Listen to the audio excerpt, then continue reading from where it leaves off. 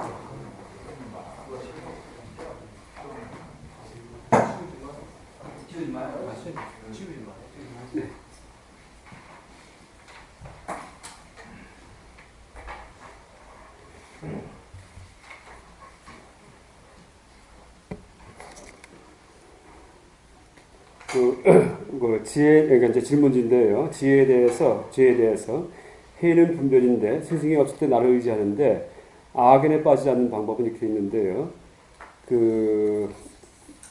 이제 티베트 불교가 이제 굉장히 교학을 중시하거든요. 교학을 최소 16년을 해요. 16년 동안. 근데 티베트 불교에 보면은 교과목이 5가지가 있는데 그 불교 논리학을 한 3년을 합니다. 3년간 아침부터 하루에 최소 한 6시간 이상을 갔다가 아침 3시간, 저녁 때 서너 시간 왔다 하는데 또 그냥 하는 게 아니고 이 토론식 수업을 하죠. TV에 보면 가끔 가다가 이렇게 손뼉을 치고서는 물어보면은 답이 즉각 나와주세요. 그런 식의 수업을 10년을 합니다. 16년을 갔다가. 그래서 이제 논리학이 3년, 그 다음에 중관학이 한 2년, 그 다음에 구사론이 6년인가 하고요. 그 다음에 현관장엄론이라고 해서 이 반야경에 대한 미륵 스님의 보살의 주석사가 있는데, 예, 거기에 대해서 그것도 한 5, 6년 합니다. 한 4, 5년 정도. 그 다음에 이제 율장을 왔다가 또 한 2년 하고요. 그래서 한 16년을 다 마친 분을, 마치고 다 모든 시험을 다 통과한 분을 계시라고 해서 이제 마치 박사기처럼, 그러니까 강사 자격을 부여합니다. 티베트 불교가 이제 그 교학 중에 이제 그게 이제 현교 과정인데, 그러니까 밀교 현교할 때 현자가 드러난 현자 씁니다. 그러니까 겉에 드러난 그런 공부를 갖다가 10년을 하는데, 그럼에도 불구하고 그 스승을 아주 중시합니다. 그래서 보통 티베트는 절을 할 때 4번 하죠. 이렇게 하나, 둘, 셋, 넷 하고 이제 절을 하거든요. 이게 3규의가 아니고 4규의예요. 그러니까 불법승, 그 다음 라마. 그러니까 자기 스승에 대해서. 그래서 이제 우리는 3규의를 하지만 티베트는 4규의를 한다. 이렇게 얘기할 정도로 스승을 중시하는데, 이제 그렇다면 오히려 스승이 있기 때문에 교학이 필요 없지 않을까 하고 생각할 수도 있겠지만은, 그 달라이라마 스님 말씀은 어떻게 얘기를 하냐 하면은, 스승은 혹시 이제 어떤 사고든지 이런 걸 통해서 갑자기 스승이 없는 시대가 올 수가 있대요. 그럴 경우에는 이제 교학 전통이 남아있을 경우에는 그러면은 불교가 계속 개선될 수가 있는데, 그러니까 사람의 의지에서만 어떤 불교가 정선될 경우에는 위험하다 이렇게 얘기를 하더라고요. 그래서 지금 여기에 스승이 없을 때 나를 의지하는데 악연에 빠지지 않는 방법을 이렇게 이제 써놓으셨는데, 물론 당연히 스승이 있겠지만 본인 인연에 맞는 스승을 이제 만나지 못했다. 이게 아마 정답일 겁니다. 그러니까 지금도 아마 주변에 우리나라에 엄청나게 많은 스승분들이 계시는데, 인연이 안 맞으면 부처님도 뭐 외도를 제도하지 못하시듯이 이제 그런 뭐 제도가 안 되는 거죠. 그럴 경우에는 지금 얘기를 했듯이 이제 교학에 의지하는 것이 이제 가장 바른 방법인 것 같습니다. 그러니까 교학의 지도를 참조해가지고 거기에 의거해서 수행하는 것이. 근데 이제 제일 위험하지 않은 방법은 약간 어떻게 찾든 간에 인연이 맞는 그런 스승을 찾는 게 좋겠죠. 그 다음에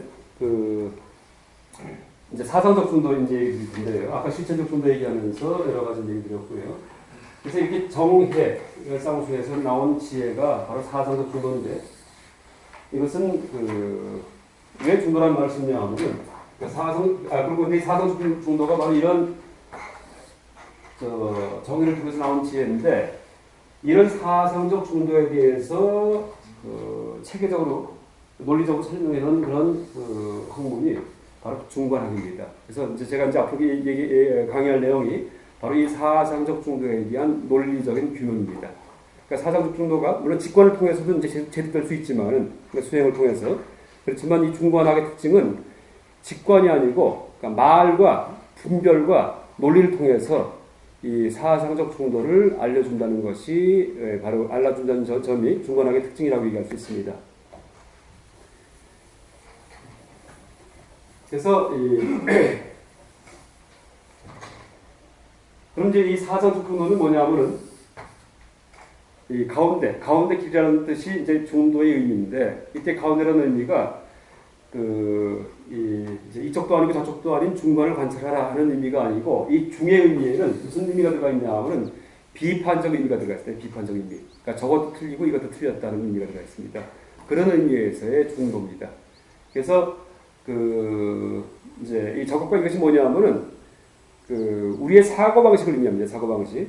그러니까 우리가 머리 굴려서 생각할 때 이제 어떻게 생각하냐 하면은 형식 논리적으로 생각을 하게 되는데 이것 아니면 저것이죠. 그러니까 나 아니면 내가 아닌 것이고. 그래서 다른 말로 표현한다면은 그러니까 우리의 생각이 그러니까 흑백 논리적으로 작동이 되죠. 그러니까 일반 사람들은 보통 사람들은 그러니까 수행하지 않을 경우에 그런데 그런 흑백 논리적인 생각에 흑과 백의 양단 모두 틀렸다 하는 의미에서의 중도입니다. 이 중도의 의미가.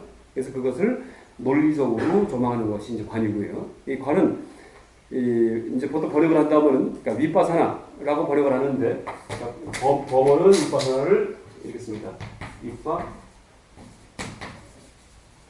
윗바사나 그러니까 샤나라고 쓰는데 빨려는 이제 윗바사나 이렇게 쓰고요. 그러니까 윗바사나가 바로 이제 관의 원어인데 이 초기 불교의 윗바사나는 감각적으로 그러니까 지금 일어나는 현상 모든 것에 대해서 그걸 윗바사나 그러니까 낱낱이 분석적으로 관찰하는 거죠. 있는 그대로 이게 초기 불교의 윗바사나고 대승 공사상의 윗바사나는 이것은 뭐냐면은 논리적인 분별지입니다. 논리적인 그러니까 분석적 지혜고요. 그러니까 머리 굴려 갖고 하는 거예요. 그래서 같은 윗바사나 말을 쓰긴 쓰지만은 그 방식이 다릅니다. 그러니까 용어는 똑같지만 그러니까 이 중간의 윗바사나만이 아니고 보통 해심밀경이든지 이 석대승론 같은 데도 그러니까 비발사나는 그런 한자 번역에 의해서 위바사나란 말이 등장을 하는데 그 의미는 어쨌든 논리적 분석을 의미하는 논리적 분석. 우리가 흔히 알고 있던 그런 불교에 대한 조망하고는 전혀 다르죠. 우리가 이제 불교하면 떠올리는 게 직관의 종교다라는 그런 생각을 떠올리기 쉬운데 직관의 종교는 인도 불교가 중국을 거치면서 변형된 것이 직관의 불교입니다.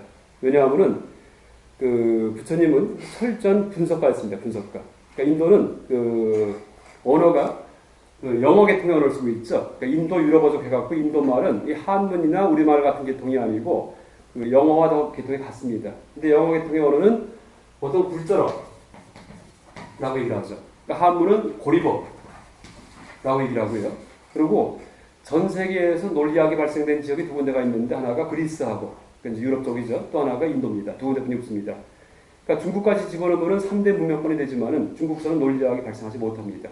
그게 중국 사람들이 미개수도 아니고 언어 자체가 논리학이 불가능합니다. 한문 자체가. 왜냐하면 문장 속에서 단어의 역할이 분명히 하지만 논리적 사고를 할 수가 있는데 한문은 문장 속에서 단어의 역할이 애매해요. 앞에 쓰면 주어, 뒤에 쓰면은 서술화 되기도 하고 이게 형용사인지 명사로 쓰였는지 알 수가 없어요. 그래서 일단 기본 어떤 문장의 의미가 명확히 하지만 그걸 딛고서 다음 논리로 넘어가는데 한문은 그렇게 하기가 굉장히 힘든 언어입니다. 그래서 인도의 불교 논리학이 한문으로 번역이 되긴 했지만은 번역된 양도 굉장히 적고요. 아주 짤막한 거 한 두세 개 번역이 안 됐고 또 그 인명학도 나중에 중국에 퍼지면서 불교학 중에서 가장 난해한 학문으로 이게 소문이 났죠.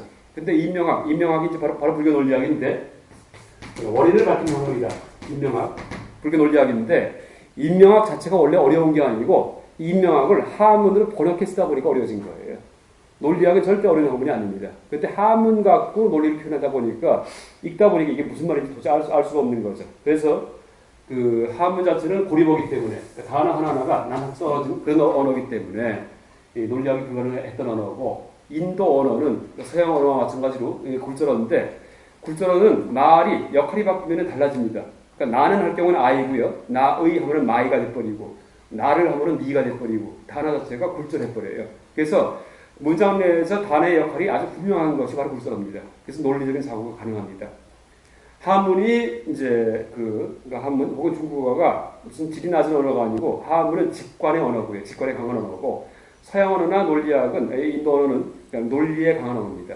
그래서 인도에서 제작된 어떤 이 불교 책이든지 옛날에 아니면 서양에서 제작된 어떤 철학책 같은 경우에는 양이 두꺼워요. 왜냐하면 다 풀어놔야 되기 때문에 논리로다가. 근데 중국서는 사상서가 다 짤막짤막해요. 직관 언어이기 때문에 몇 마디 하면 끝나는 거예요. 그래서 여러분 논어든지 아니면 도덕경이든지 양이 짧죠.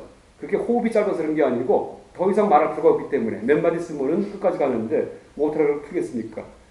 또 하나 얘기 드린다면은 이 중관학이 인도네에서 발생을 했지만 이게 나중에 중국에 퍼지는데 인도네에서 중관학이 그 나중에 학파가 두 개로 갈라집니다. 하나가 자립론중파, 하나가 규율론중파인데 그 중관 이게 공사상을 남에게 설득하는 방법이 두 가지가 있다. 그러니까 이제 방법을 서로 이제 다르게 주장하는 거죠.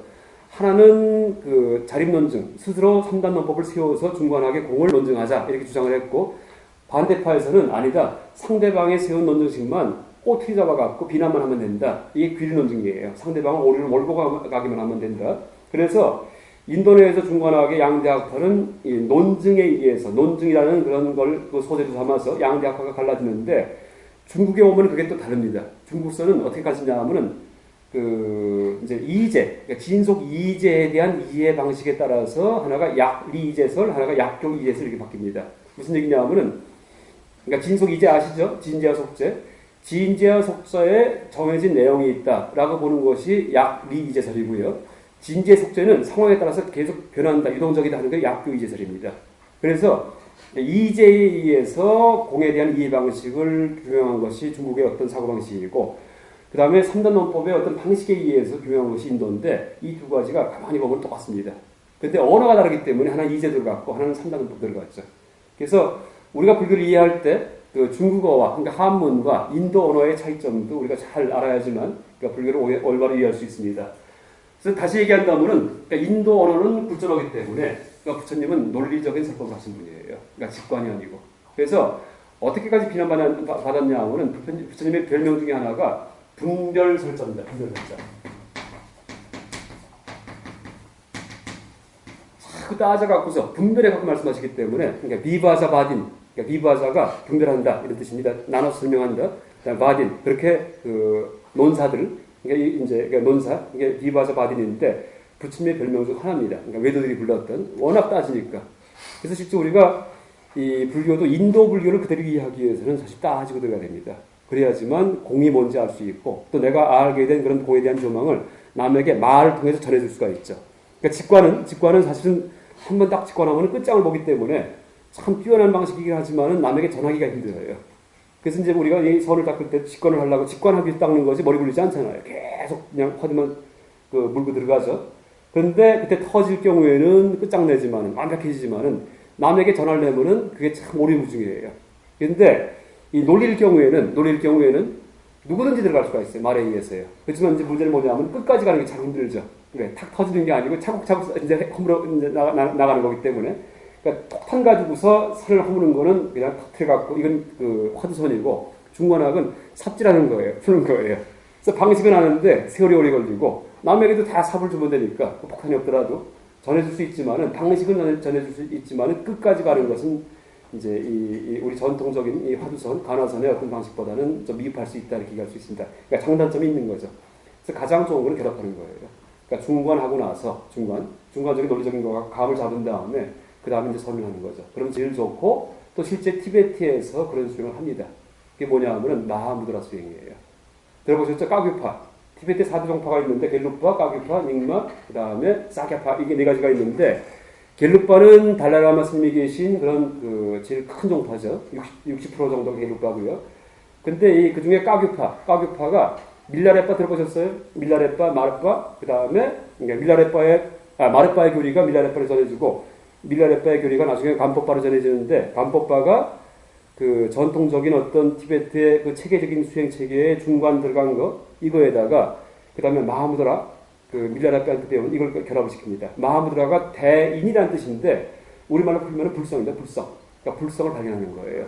그런데 불성 발견하는 수행에 들어가기 전에 일단 감성 수행 먼저 하고 뭐 계 지키고 이건 기본이고요. 들어가는데 마지막에 가서 중관학에 의해서 논리적인 어떤 그 추구를 하고 그 다음에 이 마하무드라 수행이 들어갑니다. 이게 까귀파 수행이죠. 그래서 우리가 혹시 우리 전통 수행을 앞으로 이제 개선할 어떤 그 방향을 모색할 때 이 교훈이 되는 것이 티베트의 까귀파 수행법입니다. 그러니까 겔루파 같은 경우에는 기초 수행은 참 이 보리도 차세론 의거에서 잘 해놓는데 나중에 밀교 수행이 이게 복잡해요. 밀교 수행이 완전히 환상 수행이에요. 그러니까 분별을 통해 갖고 머릿속에 환상을 자꾸 만듭니다. 부처님 환상을 만들고 내가 부처다 생각을 하고 이런 수행이기 때문에 우리 수행과는 어울리지가 않아요. 그러니까 번잡하고. 그래서 이제 그게 들어와서 정착하려고는 너무나 세월이 오래 걸릴 거예요. 100년, 200년 걸려요. 그래서 그거보다는 우리랑 비슷한 수행을 통해서 우리가 어떤 이제 힌트를 얻으려면은 그러니까 티베트 가격파 수행을 잘 이제 분석을 할 경우에 나중에 마하무드라 쪽을 갖다가 이 가나선으로 대치시키고 기초 수행을 남림 체계, 그러니까 보리도 자전 체계를 대치시킬 경우에는 그러니까 아마 전 세계 최고의 이제 그런 수행법으로 우리 수행법이 자리 잡을 수 있을 겁니다. 가나선이. 그러니까 가나선 자체가 문제가 있는 게 아니고 가나선에 가기까지의 기초 수행 단계가 지금 정립이 안 됐기 때문에 여러 가지 효과를 못 본다 이렇게 할 수 있습니다. 그래서 이 불교가 철저한 그런 논리적인 게 사상이고 특히 이제 중관학은 이제 이런 논리에 의해서 이 공을 그러니까 논증하는 학문이 바로 중관학입니다. 중관학.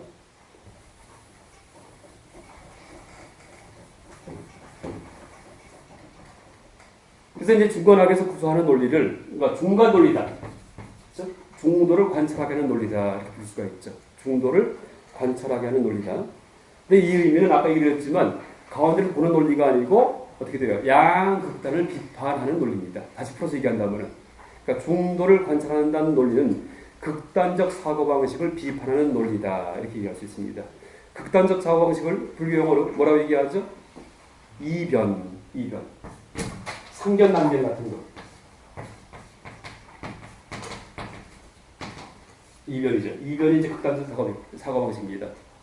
상이다. 그러니까 상조한다. 혹은 반 떨어져 있다. 이런 사고방식이요.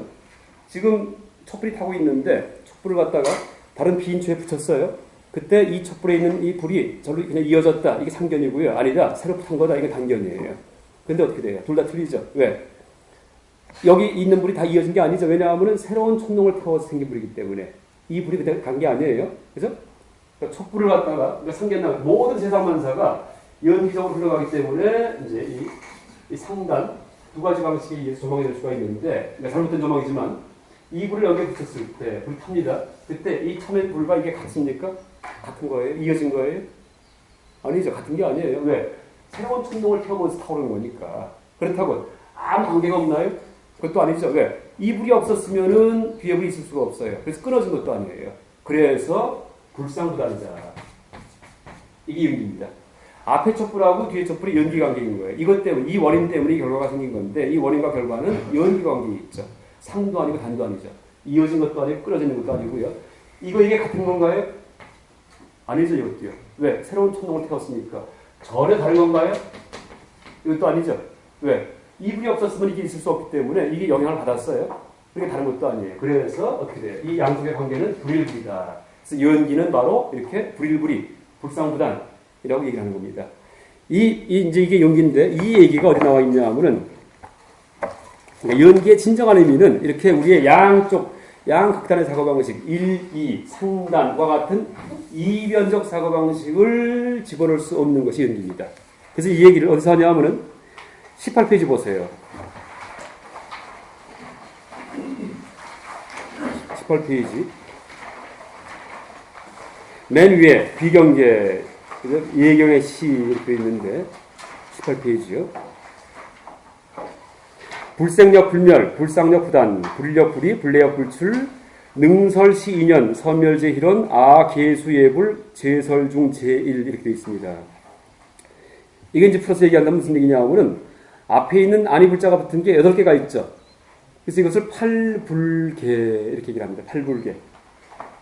혹은 팔부중도계. 그러니까 팔부중도를 아니불자가 8개 붙은 중도를 얘기하는 노래다. 그래서 팔부중도계 이렇게 얘기를 하죠. 근데 이게 이 팔불이 뭘 꾸미냐 하면은 능설시 인연 할 때 인연. 이게 이제 원래는 원어가 연기입니다. 연기.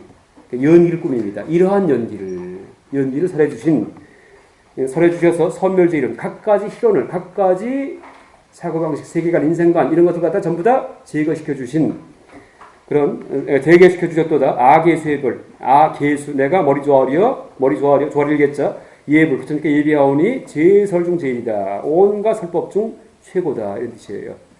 그런데 이 버머 원문을 보면은, 그러니까 버머, 산스크리트 원문을 보면은, 이 8가지 아니불자 붙은 말이 8부 정도가 연기를 꾸미고 있어요. 그러니까 연기는 바로 불일불이한 것이 연기다 이런 얘기죠. 본 불상부단한 것이 연기다 이런 얘기죠.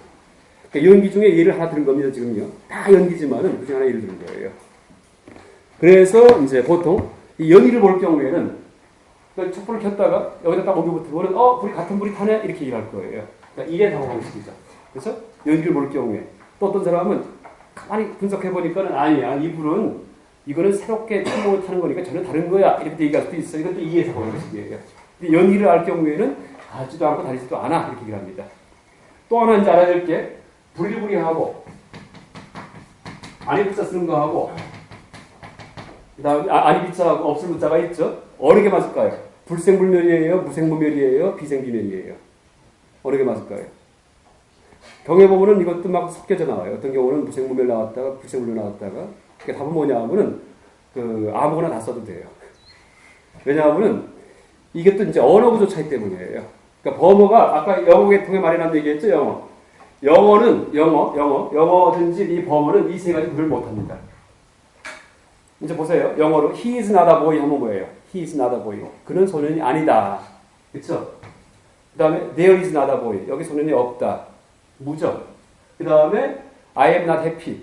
나는 행복하지 않다. 안에 붙자죠. 전부 다 어떻게 뭐가 쓰였어요? is not. 그렇죠? is not 쓰였잖아요. is not 한마디를 갖고 이제 썼는데 우리말로 번역할 때는 불자로 번역하고 무로 번역하고 비로 번역하죠. 그래서 이 범어도 불생불멸할 경우에는 원어가 안 웃바다 안 이로도하 이렇게 되는 거예요. 안 이로도하. 그런데 그걸 번역할 때 아자가 앞에 붙은 아자가 부정의 뜻인데 번역할 때 마음대로 돼요. 맥락에 따라서 이 중에 어느 게 하나가 맞는 게 아니고. 그래서 이제 이 경우에는 이 촛불과 이 촛불이 같냐 다르냐 할 경우에 뭐가 좋을까요? 같지도 않고 다르지도 않다. 비일비해, 이게 더 맞겠죠. 그렇죠? 무일무이보다도. 네, 그게 낫겠죠. 그러니까 의일비할 때. 무화도 마찬가지예요. 무화가 맞아요? 비화가 맞아요? 그것도 마음대로 하면 돼요. 상황에 따라서. 내가 없다 해도 내가 애가 아니다 해요. 인도말은 딱 하나예요. 안 아뜨만. 안자가 부정의 뜻인데, 요거 하나만 있어요. 근데 우리말을 번역할 때는 무화 혹은 비화 이렇게 되죠. 그 다음에, 그래서 이제 어쨌든 이 중관이란 말은 중도를 관찰하는 것인데, 의미를 정확히 얘기한다면은, 이변을 비판하는, 그러니까 이변이 틀렸다는 점을 갖다가 관찰하는 것이 바로 중관입니다. 또 이변은 상단, 일리, 이런 사고방식이죠. 이어졌다, 끊어졌다, 같다, 다르다, 이런 사고방식인데, 이것을 비판하는 것이 바로 이제 중관사상입니다. 근데 그것을 논리적으로 규명하고 있죠. 근데 이제 아까 얘기했듯이, 이렇게, 왜 이걸 비판하냐 하면은, 일리, 상단의 사고방식을 왜 비판하냐 하면은, 우리가 머리 굴렸다 하면 바로 일리 상단의 그런 사고방식에 의해서 머리가 작동되기 때문이에요. 그러니까 머리 굴렸다 하면 생각했다 하면 벌써 같다, 다르다, 이어졌다, 끊어졌다, 여기서 벗어나지 못합니다. 그런데 이제 그거를 그냥 비판해갖고 중관학이라는 위대한 학문을 만들기 위해서 만든 게 아니고 이 중관학도 불교의 한 분야이기 때문에 그 목적은 불교의 근본 목적과 마찬가지입니다. 그러니까 불교 수행할 목적이 뭐죠? 고진멸도에서 고멸이에요. 고멸. 그쵸? 그 사성제가 불교 핵심인데, 불교교리 핵심인데, 괴로움을 없애기 위해서예요. 근데 중관학은 어떤 괴로움을 없애는 걸까요? 고멸 중에 중관학을 공부해서 배고픈 게 없어지고, 아니죠. 추운 게 없어지고, 아니죠. 그런 고통은 안 없어져요. 그러니까 배고픈 건 난 없앱니다. 나는 돈 버리게 이거 같아서. 근데 중관학 자체가, 이거 자체가 그런 생존의 고통을 없애지 못해요. 동물적 고통을 갖다가. 그럼 뭘 없애냐 하고는 분별고를 없애요. 분별고. 분별의 고통. 우리가 머리 굴려서 만든 고통이에요. 이게 뭐냐면은 분별고가 바로 종교적 철학적 의무를 얘기합니다. 나는 누굴까? 왜 도대체 내가 태어났을까? 죽음은 어떻게 될까? 그렇죠? 전생에 난 누구였을까? 이게 전부 다 분별고예요. 머리 굴려갖고서 만든 고통이에요. 물론 그런 분별고를 느낄 만한 사람은 그런 아주 위대한 철학자들이에요. 그렇죠? 일반 사람은 그런 분별고 없어요. 먹고 살기 바쁘지. 그렇죠? 배부른 돼지로 사는 거지. 배고픈 소크라테스는 드물다는 얘기예요. 그렇죠? 나는 누구일까? 이 소크라테스예요. 그나마 뛰어난 사람이 그런 분별고가 있을 수가 있는데 왜? 밥 먹고 살 때 쓰던 그런 사고방식 갖고 조금만 생각해보면 엄청난 의문이 떠올라요. 이게 분별고예요. 그런데 그것을 해소시켜주는 데 쓰는 것이 바로 중관학입니다. 왜냐하면 이 분별고가 전부 다 이런 이변적인 사고방식, 양극단적인 사고방식에서 작동돼 갖고서 만들어진 거기 때문에 중관학을 통해서 그런 그 사고방식에 의해서 만들어진 의문은 전부 다 실제 진짜 있는 의문이 아니고 가짜 의문이다 하는 사실을 자각하게 해줌으로써 분별고에서 해방을 시켜주는 거죠. 그래서 불교의 깨달음은 쌓는 게 아니고 딱 부수는 거예요. 그 전까지 참 의문이 있었는데 아이고 괜히 걱정했네. 이게 불교의 깨달음이에요. 그래서 불교의 모든 깨달음이 다 한순간에 이루어집니다. 오래 걸리다가 이렇게 이제 깨달았다 이렇게 되는 게 아니고 탁 깨지죠. 그러니까 선사스님들 일화에 보면은 뭐 돌이 나무에 부딪힌 소리 듣고서 탁 깨닫고 다 그렇죠. 뭐 한 대 얻어맞고 깨닫기도 하고 다 그런 식이에요. 부처님도 쭉 일단 가시다가 나중에 어떻게 새벽에 샛별 보시고서 누진통이 탁 열리잖아요. 한순간이에요. 왜? 깨달음의 내용이 없기 때문이에요. 깨달음에. 그러니까 불교는 내용이 없는 종교입니다. 그 전까지 갖고 있던 온갖 고민의 내용들이 다 엎어진 게 불교일 뿐이지. 그러니까 어떻게 돼요? 원래 아무 문제도 없고 아무 걱정도 없는 거예요. 지금 이 자체가 완벽한 순간이에요. 누구나 부처예요. 이렇게 되는 거예요. 그런데 남들이 고민을 하고 죽음이 있는 줄 알고 삶이 있는 줄 알고 고민을 해요. 그러니까 그때 일어나서 부처님 설법하시는 거예요. 그러니까 나는 문제가 다 해결됐는데 문제가 있다고 착각을 하니까 원래 아무 문제도 없는데 우리 삶에 대해서 지금 우리는 살아있는 것도 아니고 죽음도 없고 모든 개념이 다 깨집니다. 그런데 남들이 살았다고 착각하면서 죽음을 무서워하고 하다 보니까 일어나서 삶과 죽음이 다 없다. 불생불멸이다. 그렇죠? 그러니까 이제 그런 식의 설법을 시작하는 거죠. 그래서 분별과의 제거가 그러니까 중간하게 이제 목적이고 그러니까 중간 논리가 이제 그걸 알려주는데 그래서 이제 뭐냐면 이 중간 논리 다른 말로 표현한다면은 해탈의 논리다 이렇게 얘기할 수도 있어요. 해탈의 논리야. 해탈의 논리. 우리를 벗어나게 해주는 논리. 그러니까 분별의 고통에서 해방시켜주는 논리 이렇게 얘기할 수 있죠. 혹은 열반의 논리다. 우리의 마음을 이제 고요하게 만들어주는 논리. 번잡한 사고에서 다 그죠? 그것들이 다 이제 잠자게 해주는 논리. 열반의 논리 이렇게 얘기할 수도 있고요. 또 어떻게 얘기할 수 있냐면은 공의 논리다. 공의 논리. 불교에서 얘기하는 공을 논증해 주니까 공의 논리. 공성을 논증해 주기 때문에. 또 다른 말로 얘기한다면은 현대적으로 풀어서 얘기한다면은 이걸 중간학을 반논리다. 라고 얘기할 수 있습니다. 이게 가장 좋은 조망이에요. 그러니까 논리가 아니고 반논리예요. 쌓는 게 아니고 부수는 거예요. 그래서 이제 중간학이 반논리인데 반논리에 상대되는 게 바로 논리겠죠. 그러니까 중간학은 반논리학이에요. 그러니까 현대적으로 풀어 얘기한다면은 반논리학이에요. 반논리학. 그러니까 서양 학문 중에 논리학이라는 학문이 있어도 반논리학이라는 학문은 없습니다. 왜? 서양 사람들은 열반 해탈 모르기 때문에. 그렇죠? 종교 학문을 하더라도, 종교 철학을 하더라도 나중에 어떻게 돼요? 또 유의 세계를 추구해요. 하늘나라, 또 있는 곳. 그것만 추구해요. 그러니까 서양 학문의 특징은 존재론에서 벗어나지 못하는 거예요. 이게 있구나. 이 전제를 깨지 못해요. 그렇죠? 서양 학문이 다 그렇습니다. 근데 이 인도 이제 학문 중에 특히 이 불교에 들어와서 중간학 쪽에서는 아주 희한한 분야가 있는 거예요. 반논리학. 그렇죠? 우리의 생각을 부수는 것. 그렇죠? 그러니까 다시 말해서 우리 생각이 원래 부서져 있다는 사실을 알려주는 것. 이렇게 얘기했다고요. 보통 논리학은 이제 뭐냐면은 생각을 쌓는 법칙을 알려주는 것이 바로 논리학인데, 그러니까 생각이 어떻게 쌓여지는지, 우리의 생각이 어떻게 작동되는지에 대해서 연구하는 학문이 논리학이죠. 또 생각의 작동 방식에 대해서 설명하는 학문이 논리학이죠. 그런데 이 반논리학은 반대로 생각이 어떻게 부서지는지, 모든 생각이 어떻게 모순에 빠져 있는지 이것을 알려주는 학문이 바로 반논리학인 중간학입니다. 그래서 이제 논리학에 대비시켜서 중간학을 이해하기 쉬운데, 보통 논리학 책을 보면은 이제 3단계로 구성되어 있는데, 논리학 책을 보면 항상 이 단원이 3개가 되어 있어요. 그러니까 처음 들어가면은 제일 처음에 다루는 게 개념론, 개념에 대해서 다뤄요. 개념. 그 다음에 판단, 그 다음에 추론. 이렇게 3단계로 되어 있습니다. 논리학에서 이 다루는 이제 그런 분야입니다. 왜냐하면은 우리가 생각을 할 때 이렇게 개념, 판단, 추론 이 3단계 이해에서 생각하기 때문이에요. 머리 굴릴 때. 개념이 뭐죠? 단어 하나짜리가 개념이에요. 단어 하나의 의미들, 이게 개념이에요. 뭐 산, 돌, 나무, 삶, 죽음, 그렇죠? 바람, 비, 뭐 분다 이런 것들 이게 다 개념이에요. 하나짜리. 사전에 보면은 수만 가지 개념들이 있죠. 하나짜리가. 그러니까 집을 지을 때 마치 벽돌과 같은 것이 개념입니다. 판단이 뭐죠? 판단은 개념 2개 이상이 모이면 판단이 돼요. 산은 높다, 사람은 죽는다. 사람과 죽음이 합해지면 사람은 죽는다가 되죠. 그 다음에 산과 높음이 합해지면 산은 높다가 되죠. 그래서 개념 2개가 이상이 합해지면 판단이 돼요. 여기에 컵이 있다. 몇 개 합해졌죠? 여기 컵, 있음, 3개 개념이에요. 그렇죠? 나는 지금 여기서 얘기한다. 나 지금 여기 얘기함 뭐 해도 되고요. 5개 개념이에요. 그런 식으로 이게 다 판단인데 두 개 이상의 개념이 모이면 판단이 되죠. 그 다음에 추론이 뭘까요? 세 개의 판단이 모이면 추론이 돼요. 예를 들어갖고 모든 사람은 죽는다. 사람 죽음. 이게 하나의 판단이에요. 그 다음에 소크라테스는 사람이다. 소크라테스 그 다음 사람. 이것도 판단이에요. 그러므로 소크라테스 죽는다. 소크라테스 죽음. 이것도 개념이지만 하나의 판단이 합해져 갖고 이런 식으로 3단 논법. 그렇죠? 이게 추론이에요. 3단 논법. 세 개의 판단을 써가지고서 알지 못하는 사실을 추측해내는 것. 이게 추론이죠. 그래서 우리가 이제 머리 굴렸다 하면은 이런 3단계에 작동됩니다. 머리 굴렸다 하면요. 모든 게 다. 그러니까 사유했다 하면 뭐 나는 죽는데 나는 왜 죽을까? 의문문이지만은 나와 죽음이 합해지는 의문문이에요. 그죠?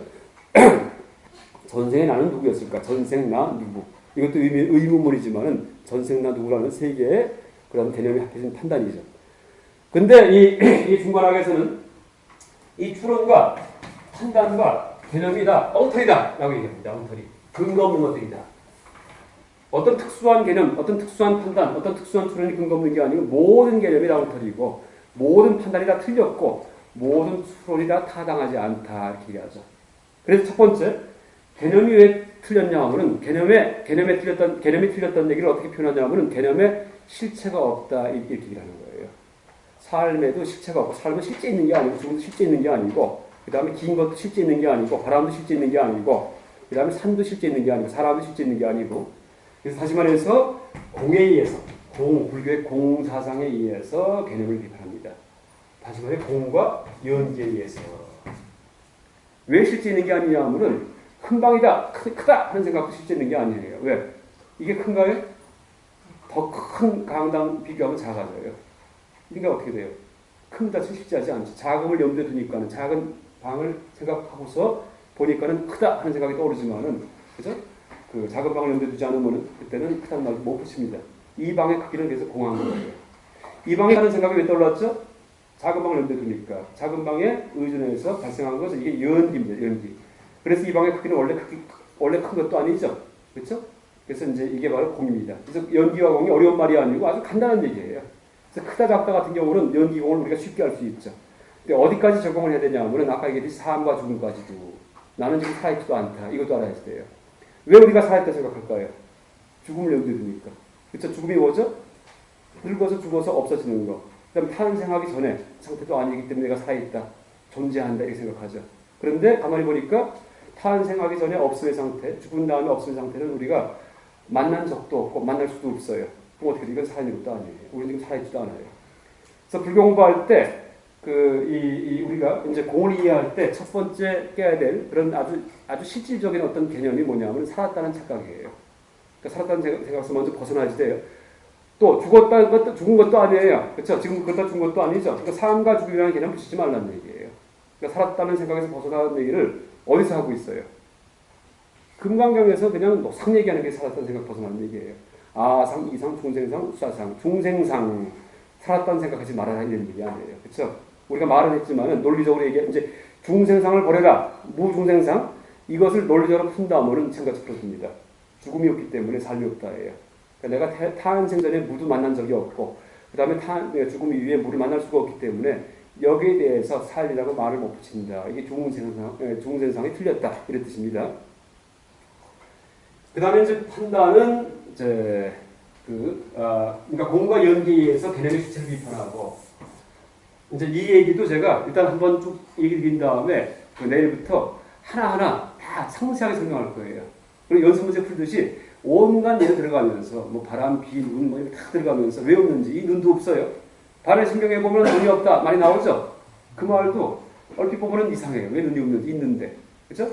동산 양계스님 출가할 때 화두 중에 하나 그거 화두보다도 물어본 게 그거 아니에요. 어릴 때 그 은사님 찾아가서 그 반야신경을 보면은 무아니 비설신 눈이 없다는데 여기 눈이 있지 않습니까? 하니까는 그 스님이 어떻게 해요? 큰 그릇이 왔구나 해갖고는 내가 못 가르치겠다. 딴 스님한테 보내죠. 이게 손오르게 나오는 얘기예요. 그런 식으로 틀림없이 반야신경에 눈이 없다고 돼 있는데 눈이 있잖아요. 왜 없을까요? 그 답이 여기 있습니다. 중간하게. 그러니까 논리적으로 얘기해요. 그래서 이제 들어보면은 이거 진짜 눈이 없네. 이렇게. 다 눈이 없어집니다. 뵈는 게 없어져요. 그 다음에 그 판단을 비판할 때는 어떻게 하냐면은 사구 비판. 이사구절 뵙기 할 때 사구에서 벗어나라 하는 말 많이 들어보셨죠? 사구 사학구는 사람이 머리로 만들 수 있는 네 가지 판단이 사학구예요. 사학구, 네 가지 판단이. 예를 들어 갖고 부처님이 돌아가셨는데 열반하신 다음에 어딘가 계실까? 존재할까예요. 어딘가? 우리 보고 계실까? 아니면 막 사라졌을까? 없어졌을까? 아니면 있으면서 없을까? 아니면 있는 것도 아니고 없는 것도 아닐까? 이게 사학구예요. 우주에 로켓 타고 끝까지 올라가면은 우주를 갔다가 끝까지 가면 어딘가 끝이 있을까? 끝이 없을까? 끝이 있으면서 없을까? 끝이 있는 것도 있는 것도 아니고 없는 것도 아니고 이게 사학구예요. 그런 식으로 패턴은 똑같아요. 대입되는 개념만 달라져요. 내가 죽은 다음에 끝일까? 이어질까? 끝이면서 이어질까? 끝도 아니고 이어지는 것도 아닐까? 이것도 사학구예요. 그래서 근데 이 사학구를 그냥 틀렸다 하는 게 아니고 왜 사학구가 틀렸는지 논리적으로 설명을 해요. 논리적으로다가. 그러니까 중간하게 위대한 점은 사학구 비판을 논리를 통해서 차근차근 알려준다는 점에서 위대한 그런 점이 있습니다. 그냥 사학구가 틀렸다가 아니고 그 다음에 추론 비판하는데 이것은 어떻게 비판하냐 하면 상응론법, 상응론법 매일 비판을 해요. 그건 뭐 자띠 법으로 그러니까 자띠라는 논법이 있는데 전문적인 얘기인데 그러니까 예를 들어 얘기한다면은 어떤 논법이냐 하면은 누가 3단 논법 추론을 얘기하자 3단 논법 추리 논증식을 얘기하면은 결론이 반대인 걸 얘기해버려요. 이렇게 이것도 가능하다 이렇게 하는 거예요.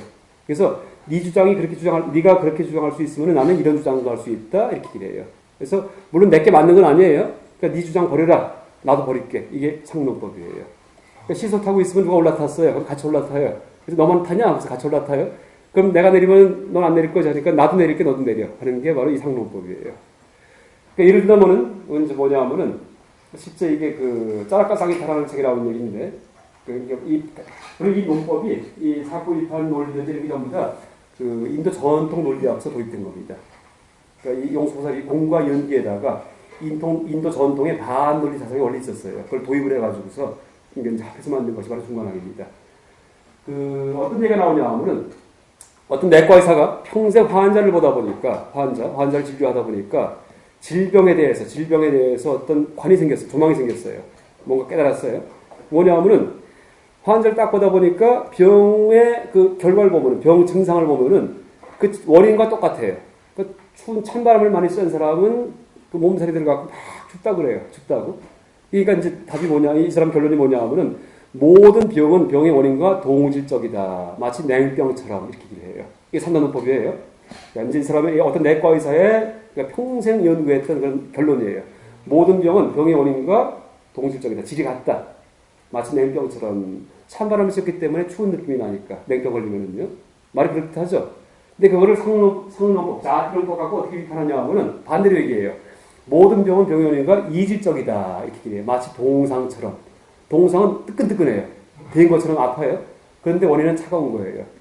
동상약하고 화상약이 똑같죠? 똑같아요. 약 있을 때. 동상약과 화상약이 똑같습니다. 불에 데인 약하고, 그렇죠? 얼음 약하고 똑같아요. 약이요. 근데 증상도 코꾸니까 똑같고, 동상도. 근데 보세요. 동상 같은 경우에는 원인은 차가운 건데, 결과는 뜨거운 거죠? 그럼 어느 게 맞을 거예요? 둘 다 보편적 진리는 아니에요. 둘 다요. 근데 이제 내과에서가 먼저 잘못된 얘기를 하니까, 병의 원인과 동질적이다? 냉병처럼 얘기를 하니까는, 그게 보편 진리 아니야? 이런 얘기를 할 수 있잖아? 그러니까 네 주장 버려? 나도 버릴게 하는 거예요. 이게 상론법이에요. 그래서 이제 같이, 그러니까 맞비기는 거. 그러니까 중간 방식이 항상 맞비기는 거예요. 남이 무슨 얘기하면 항상 반대로 얘기해요. 그래서 너도 버려, 나도 버릴게. 이게 이제 상론법입니다. 그래서 이 세 가지 방식에 의해서 우리의 사유잔치를 비판합니다. 이 세 가지 방식에 의해서. 그래서 이게 바로 중간학이고, 바로 이게 중간 논리고, 바로 반논리다. 이렇게 얘기할 수 있죠. 반논리. 왜 비판하냐 하면은, 이런 세 가지 방식, 저런 세 가지 방식, 개념 판단 추론을 갖다가 사용을 해가지고 머리 굴리면서 우리가 바로 분별고, 종교적, 철학적 고민을 하기 때문이에요. 그런 고민들이 다 엉터리다 하는 걸 알려주기 위해서 이제 이런 그 방식을 쓰는 거죠. 어떤 종교적, 철학적 고민이 있을 경우에 이제 온갖 철학 종교마다 거기 답이 있어요. 이제 철학자마다. 또 종교에서도 죽으면 어떻게 됩니까? 그러니까 믿으면 어디 가고 뭐 이런 얘기 하죠. 우리 종교 믿어야지만 거기 간다. 이게 다 답이에요. 근데 그거 어떻게 확인할 수 있어요? 죽어봐야지 알아요. 죽어봤더니 아이고 진짜네 이렇게 되는 거예요. 죽기 전에 모르죠. 근데 죽었던 사람이 돌아와서 야 진짜더라 이렇게 말을 해주면 좋은데 그런 말 하는 사람도 없어요. 그럼 어떻게 확인할까요? 확인 안 돼요. 종교마다 다 제각각이에요. 저 종교 믿으면 다 지옥 가. 또 여기서는 이 종교 믿으면 지옥 가. 서로 지옥 간대요. 먼저 얘기했던 대바와 아수라처럼. 그렇죠? 아수라하고 인도 신들처럼 서로 악마라 얘기해요. 그런데 그럼 뭐가 맞아요? 확증이 안 돼요. 그럼 믿음 갖고 들어갈 거예요. 그런데 불교에서는 지금 눈을 훤히 뜨고 있는 이 자리에서 그런 의문, 그런 궁금점 이걸 해결해 줍니다. 그게 바로 중관학이에요. 그 무슨 얘기냐면은 그 여러 가지 종교적 철학적 의문이 있을 경우에 거기에 대해서 어떤 말과 생각에 의해서 답을 낼 경우에는 그때는 답이 다 달라요. 다. 어느 게 맞는지 알 수도 없어요. 그런데 그런 의문을 갖다 해결하는 방법 중에 가장 좋은 방법이 뭐냐면은 의문을 갖다가 해소시키는 거예요. 그렇죠? 그런 의문 자체가 잘못됐구나 하고 알 경우에 눈 훤히 뜨고 있는 이 순간에 모든 게 다 해결되잖아요. 그 다음부터. 죽음에 대해서도 고민을 할 수가 없어요. 왜? 내가 살아있지가 않기 때문에. 이제 나중에 보세요. 나중에 보면은 내가 왜 죽을까? 이런 고민조차 떠올릴 수가 없어요. 죽음을 고민하기 위해서는 죽음이 실제해야 되는데 죽음이 실제하기 위해서는 내가 살아있어야지 돼요. 살아있으려면 상일주제해야지 돼요. 내가 변치 않고 어제의 나와 내가 같아야지 돼요. 근데 다 무상하죠. 윗바선을 수행해보면은 다 무상하게 변화가잖아요. 그러니까 무아예요. 자아가 없어요. 근데 어떻게 내가 살아있어요? 매 순간 찰나찰나 죽고 있는데 여기에 대해서 살아있다고 착각을 한 다음에 죽으면 어떡하지 하고 착각하는 거예요. 근데 엄밀히 보니까는 매 찰나찰나 변해가니까 아이고 살아있다는 말도 못 붙이는구나 이제 하니까 그런 죽음에 대한 고민을 할 수가 없구나 이렇게 거죠. 물론 윗바사나 그러니까 초기 불교적인 방식의 어떤 해결 방안이지만은 그런 식으로 그 고민을 해소시키는 것이 최종적인 해결 방안입니다. 그래서 이제 비유한다면은 수학 문제가 있을 때 어려운 걸 냈을 때 선생님한테 칭찬받는 방법이 뭐냐면은 딴 사람은 다 못 풀었는데 나만 혼자 풀었을 때 칭찬해줘요. 너는 수학의 천재다 이렇게 얘기를 해요. 그런데 더 칭찬받는 방법이 있어요. 뭘까요? 선생님이 문제를 냈는데 다 못 풀어요. 근데 딱 손들더니 선생님 문제 잘못 내셨네요. 하면은 더 천재죠. 선생님보다 나은 애예요. 이게 불교적 방식이에요. 문제 잘못 냈구나 하고 하는 거예요. 그러니까 종교적 철학적 고민이 있을 경우에 그 고민이 다 허구의 고민이었구나 하는 걸 자각할 경우에 다 해소가 되죠. 바로 그게 실원정멸이에요. 그 해소시키는 방법이 바로 지금 이 세 가지 방식입니다. 그래서 그 방식과 그 예를 드는 것은 제가 내일부터 얘기 드리겠습니다. 여기까지 하겠습니다.